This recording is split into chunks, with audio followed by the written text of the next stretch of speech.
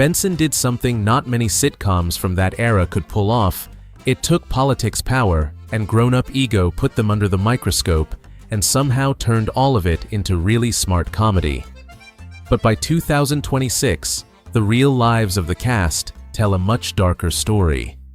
Behind those familiar faces were career turns. Nobody could have predicted broken families and private pain. Some of them carried all the way to the end of their lives.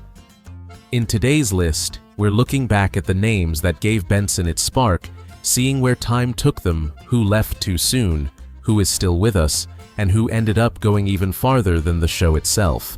And don't go anywhere before the final stretch, because the 5 facts about the Benson cast are even more memorable than a lot of people realize. And now, let's get right into the first name. Number 1. Robert Guillaume as Benson DuBois. Let's start with the role you simply cannot leave out when talking about Benson. Robert Guillaume, whose real name was Robert Peter Williams, was born on November 30th, 1927 in St. Louis, Missouri. When Benson premiered in 1979, he was 52 in age. That gave him just the right kind of maturity to walk onto the screen with that very specific, calm authority. In this series, Guillaume played Benson DuBois, the central character of the entire show. What made Robert Guillaume stand out was not just the fact that he was the lead. The role of Benson put him into American TV history by making him the first black man to win the Emmy for Outstanding Lead Actor in a comedy series. That was not just a nice line on a resume, that was a real milestone. And when you look back at his full career, you can see exactly why it happened. Before Benson, he already had a strong stage background and had been nominated for a Tony. After Benson, he did not disappear the way a lot of sitcom stars did. He kept making an impact with Sports Night voiced Rafiki in The Lion King, and even became the first African-American actor to play the Phantom in The Phantom of the Opera in Los Angeles. Robert Guillaume was never really tied to a loud or scandal-filled personal life. The biggest turning point came with the stroke he suffered in 1999 while working on Sports Night. He recovered and came back to work, and that says a whole lot about the kind of strength he had. In his final years, he battled prostate cancer before passing away in 2017 at the age of 89. For a lot of people, Robert Guillaume was not just the star of Benson. He was a standard for dignity in the American sitcom world and a real example of resilience in the face of illness. Number 2. James Noble as Governor Eugene X. Gatling. The second actor on today's list was also the second male lead of Benson. James Wilkes Noble was born on March 5, 1922 in Dallas, Texas. When Benson premiered in 1979, he was 57, playing Governor Eugene X. Gatling. James Noble did not arrive at his signature role early in life. Before Benson, he had already traveled a pretty long road in the business. He served in the U.S. Navy during World War II, studied at Southern Methodist University, and then kept sharpening his craft with Lee Strasberg. His stage background was very solid, and he had appeared in 1776, both on stage and in the film version in 1972. He also had films like Being There and 10 to his name. So, in other words, by the time he stepped into Benson, Noble was not some newcomer. He was a seasoned actor waiting for the right role to finally click, and Governor Gatling turned out to be that role. After Benson, James Noble kept working steadily from soap operas to shows like The Love Boat, Perfect Strangers, and Law and Order. But he never really landed a bigger role than Gatling. His personal life was also pretty quiet. He was married to actress Carolyn Coates from 1956 until her death in 2005.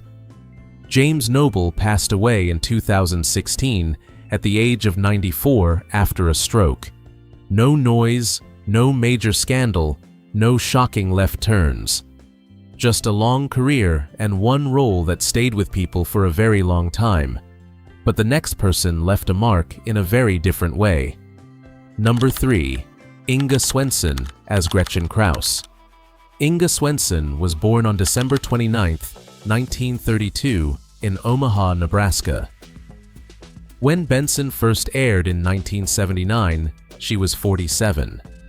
In this series, Swenson played Gretchen Kraus, the German cook, at the governor's mansion, and over time she became one of the show's most important supporting players. What made Inga Swenson so different from a lot of sitcom actors, maybe even strange in the best possible way, was that she did not come up through light television work. Before Benson, she already had a very strong stage background. Swenson studied at Northwestern University, was a member of the Actors Studio, was a formally trained lyric soprano, and earned 2 Tony nominations for 110 in the Shade and Baker Street. She had also appeared in The Miracle Worker, Advise and Consent, and in multiple episodes of Soap before moving over to Benson. That's exactly why Gretchen Kraus never came off like a simple side character. The role earned Inga Swenson 3 Emmy nominations and 1 Golden Globe nomination.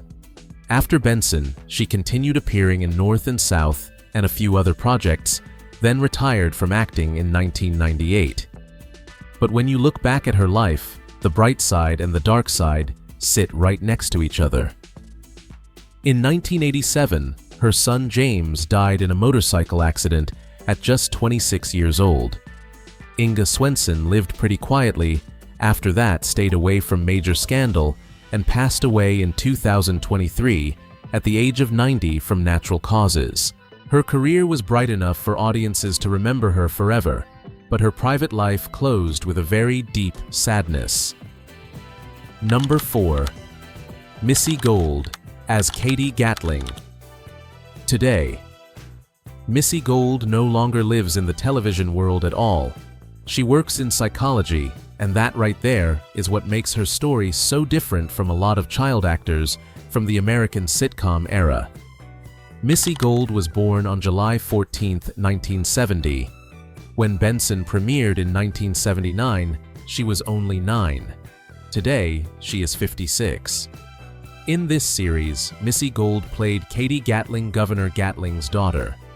This was not a central role like Benson or the governor himself, but she was still the most important child star face on the show. Audiences did not just see Katie show up in the governor's mansion, they watched her grow up right there on screen over multiple seasons, and that is why Missy Gold is tied so strongly to the family memory of Benson. What really matters is that Missy did not follow the usual path a lot of former child stars took. After leaving acting behind, she walked away from Hollywood pretty decisively. Missy studied at Georgetown University, later earned a doctorate in psychology, and became a licensed psychologist. That is a major turn away from the soundstage lights, and it is exactly what makes her story more memorable than the average TV actor profile. Missy Gold was also never tied to any major scandal or noisy private life. What stands out more is that she herself has reflected on childhood fame as a psychologically complicated experience. And honestly, that makes sense. Kids who grow up in front of an audience usually carry more than people on the outside realize. As of today, Missy is still alive, has not returned to acting, and chose a life very different from where she started. Number 5. René Auberjonois as Clayton Endicott III. A lot of television viewers later remembered René Auberjonois more for Odo on Star Trek Deep Space Nine than for Benson. But the truth is, Benson was one of the important stops that kept him in front of American TV audiences all through the 1980s. René Auberjonois was born on June 1, 1940 in New York.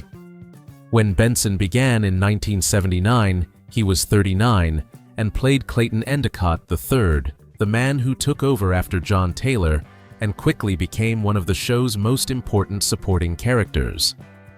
The role was strong enough to earn him an Emmy nomination, and strong enough to prove he was not there just to fill empty space. Before Benson, René Auberjonois already had a very solid foundation in the business. He graduated from Carnegie Mellon, came up through the stage world, and won a Tony for Coco in 1970. But what made him special was that he did not stop with this sitcom.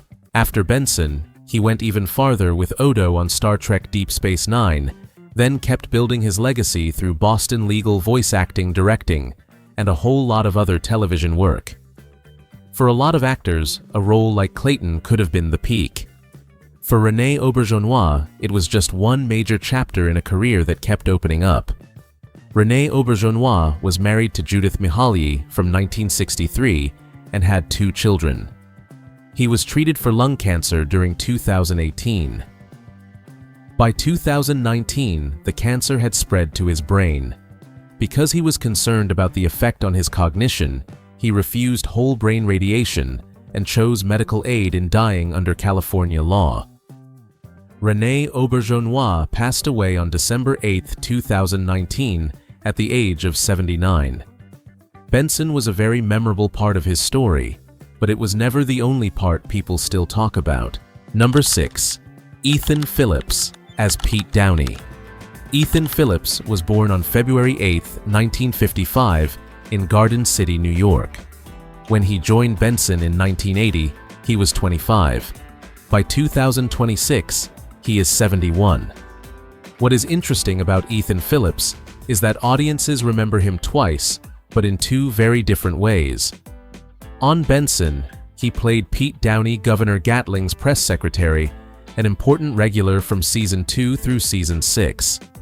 Pete was not the kind of character carrying the whole series on his back, but he was one of the pieces that gave the political and administrative side of the governor's mansion its own rhythm. Ethan Phillips did not rise through sitcoms by pure luck. He studied at Boston University, later earned an MFA at Cornell, and then moved into stage and television work with a pretty solid foundation. Benson gave him a clear place on American TV in the early 1980s, but that is not even the biggest reason audiences today remember his name. The bigger reason came later. In 1995, Phillips took on the role of Neelix in Star Trek Voyager and stayed with that series for nearly all 7 seasons.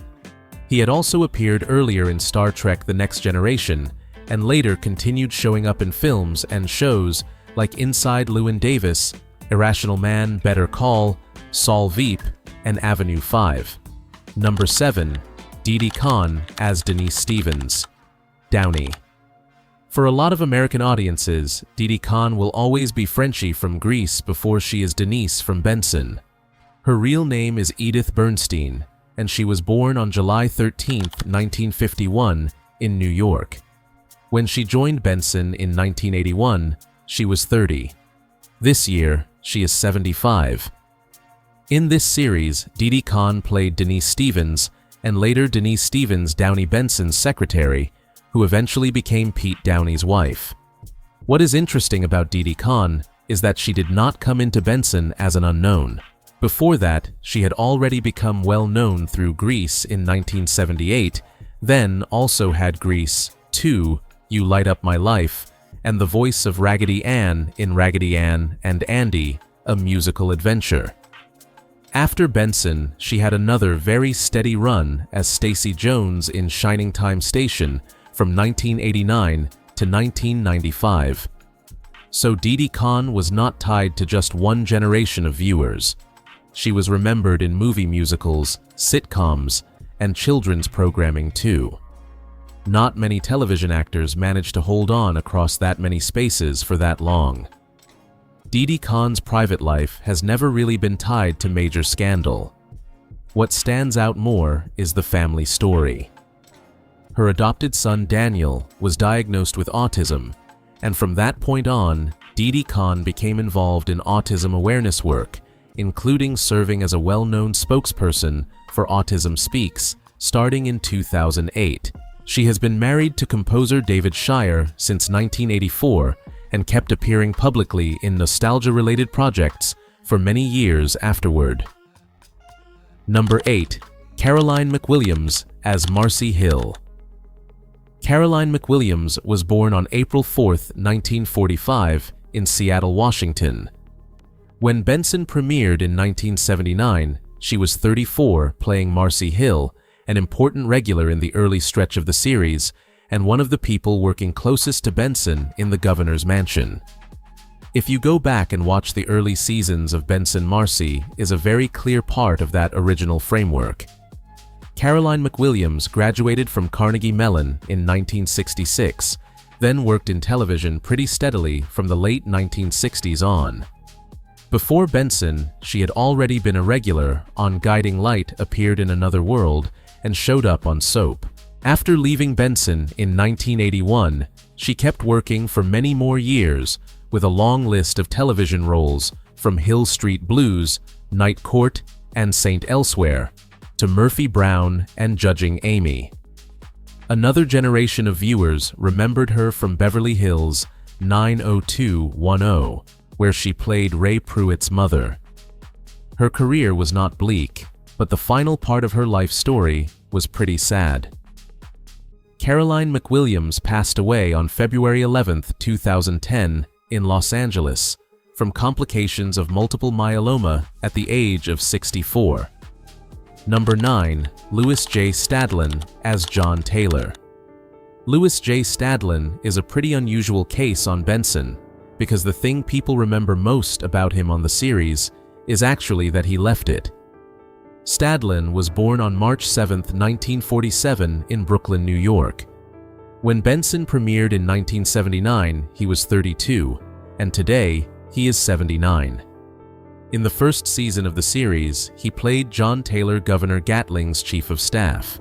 This was an important regular role in the show's early phase before the character disappeared and was replaced by René Auberjonois' Clayton Endicott, starting in season 2. What matters here is that Stadlen did not leave Benson because he was forgettable. He left because he was unhappy with the way the character was being written. He clashed with the producers over the scripts on a regular basis, and eventually asked to be released from his contract after the first season. And honestly, that fits the kind of career background he had. Before Benson, Stadlen had studied with Sanford Meisner, and Stella Adler made his Broadway debut in 1970 in Minnie's Boys, won both a Drama Desk Award and a Theatre World Award, and later picked up 2 Tony nominations for Candide and A Funny Thing Happened on the Way to the Forum. After leaving the series, Louis J. Stadlen kept working steadily in theater, film, and television with movies like Serpico, The Verdict, In and Out, and a role a lot of later audiences probably remember even more, Dr. Ira Fried on The Sopranos. As late as 2022, he was still playing Willie Loman in Death of a Salesman at Flint Repertory Theater. No major scandal ever really attached itself to his name. With Stadlen, the most memorable part of the story is actually something very simple. He walked away because he no longer wanted to stay in a role he did not believe in. And the next person only appeared briefly, but later became far too big a name to ignore. Number 10. Jerry Seinfeld as Frankie. Jerry Seinfeld was born on April 29, 1954 in Brooklyn, New York. When he showed up on Benson in 1980, he was 26, and now he is 72. In this series, Seinfeld played Frankie, a delivery guy, who also happened to dream of becoming a stand-up comic. It was a very short role, only 3 episodes at the start of season 2. But that short run is exactly what makes it memorable, because this was one of those very early moments when audiences got a glimpse of a name that would later become even bigger than the show he briefly passed through. And you know what? The most interesting part is, Jerry Seinfeld did not leave Benson in any normal way. He was let go from the show over creative differences, and later he said he only found out when he showed up for the script reading and realized there was no part for him anymore. After that, Seinfeld went back to focusing on stand-up. By 1989, he had co-created and starred in Seinfeld, the sitcom that ran until 1998 and became one of the most influential series in American television history. Years later, he also had comedians in Cars Getting Coffee and directed the movie Unfrosted in 2024. Jerry Seinfeld is also one of the few names on this list tied to public controversy. In 1993, he dated Shoshana Lonstein when she was 17. Then, in 2024, He stirred up criticism when he blamed the extreme left and PC crap for hurting comedy, before later admitting he had misspoken. He is still very active, but looking back at Benson, this remains a very small moment in the early stretch of a sitcom legend. Number 11. Ted Danson as Dan Slater. When Ted Danson stopped by Benson in 1981, he still was not the star the whole country knew by face. Danson was born on December 29, 1947 in San Diego. When he appeared in this series, he was 34. Now, he is 79. On Benson, he played Dan Slater, a guest role that lasted 2 episodes and tied into Marcy's wedding storyline. It was a small role, but looking back it is pretty fascinating, because Benson caught Ted Danson right before he exploded into stardom. Before that point, Danson had studied at Stanford, then transferred to Carnegie Mellon, and graduated with a drama degree in 1972. He kept working steadily doing commercials and small television roles, but it was not until Cheers in 1982, when he became Sam Malone, that he truly turned into an A-list star. From there, Ted Danson managed to hold that position for a very long time, with Becker Damage's CSI Fargo The Good Place, and by 2025, he had even received the Carol Burnett Award from the Golden Globes. Not many television actors managed to stay that strong across so many decades. Ted Danson is also one of the few people on this list who really did have a major scandal. In 1993, he drew heavy backlash for appearing in blackface at Whoopi Goldberg's roast, and that remains the biggest stain on his public image. Even so, professionally, he kept going a very long way. Ted Danson is still active today, and still one of the major names in American television. Number 12. Bob Fraser as Senator Leonard Tyler. Bob Fraser was born on January 31, 1945 in New York City. When Benson began in 1979, he was 34. In this series, Fraser played Senator Leonard Tyler, a politician who kept showing up in later seasons. But with Benson, the more important part of his story was actually behind the camera. Fraser was not just an actor. He was also a story editor-writer, and later a producer on this very series for years. Put simply, he was one of the few people on this list who was both on screen and also helping keep the machine running from the inside. That also explains why Senator Tyler had a pretty distinct place in the show. He was not a central character, but he had enough bite to create political friction with Benson and Governor Gatling. Fraser understood the rhythm of the series very well because he was part of the writer's room from the inside. After Benson, he and Rob Dames founded Dames Fraser Productions in 1987, made the sitcom Marblehead Manor, then created the 1988 version of the game show Wipeout. Later on, the two of them also became supervising producers on Full House. In his later years, Fraser was also remembered as an acting coach and an influential mentor. Bob Fraser was never tied to any major scandal. The saddest part of his story came at the end. He passed away in 2011 in Los Angeles after a battle with cancer at the age of 66. In the world of Benson, Bob Fraser was not the most famous face, but he was one of the people holding the series together from within. And before we leave the cast and move into the 5 most memorable facts, there is still one last name, someone whose real-life story carried more turbulence than almost anybody else here. Number 13. Keene Holiday as Jake and Earl Keene Holiday is the final name on this list, and also the one with the roughest life journey. His real name is Kenneth Earl Holiday, and he was born on June 25, 1949 in Copiague, New York. When he appeared on Benson in 1980, he was 31, and now he is 77. In this series, Holiday was not a regular. He first showed up as Jake, then came back in 1984 as Earl Benson's brother. He was not on screen for very long, but he was exactly the kind of face American TV audiences from that era remembered easily. Before and around the time of Benson, Keene Holiday already had a pretty solid foundation as an actor. He studied at the University of Maryland, became the first black actor to play a lead on that school's main stage, and then worked with the Folger Shakespeare Library and the DC Black Repertory Company. By the late 1970s, he already had Carter Country and Roots: The Next Generations. After Benson, he became even better known as Tyler Hudson on Matlock. But that was also where his career started slipping off the rails. Biographical sources all note that he struggled with alcohol and drugs for years and eventually left Matlock because of concerns tied to his addiction. What keeps Keene Holiday's story from ending in decline is that he did have a comeback stretch. He published a poetry collection called The Book of K3 in 1998, spent time as an itinerant minister, then became a full-time caregiver for his mother, who had Alzheimer's starting in 2002.